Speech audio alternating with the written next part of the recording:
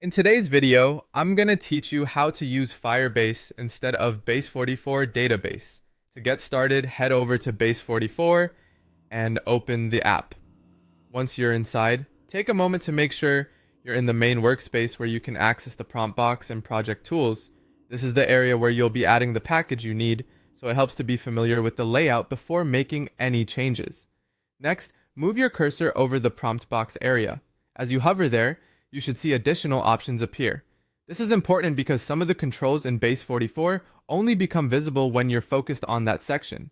If you don't immediately see the option you need, just hover carefully over the box again and give the interface a second to respond. From there, click the plus button. This opens the menu for adding new resources or starting points into your project. In this case, you're using it to bring in an external package rather than building everything manually.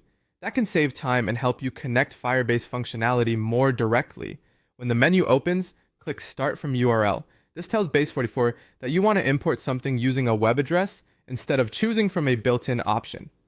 It's a useful feature when you already know the exact package or source you want to work with. After that, look for the website URL field. This is where you'll paste the link for the Firebase core package. Be careful to place the URL into the correct field so Base44 knows exactly what to import. If the link is incomplete or pasted into the wrong place, the package may not load properly. Now paste the Firebase core package URL into that field.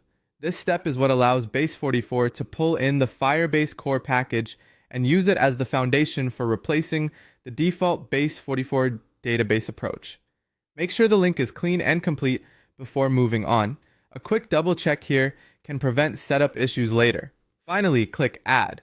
Once you do that, Base44 will begin processing the package from the URL you provided. Depending on your connection and the platform response time, this may take a moment.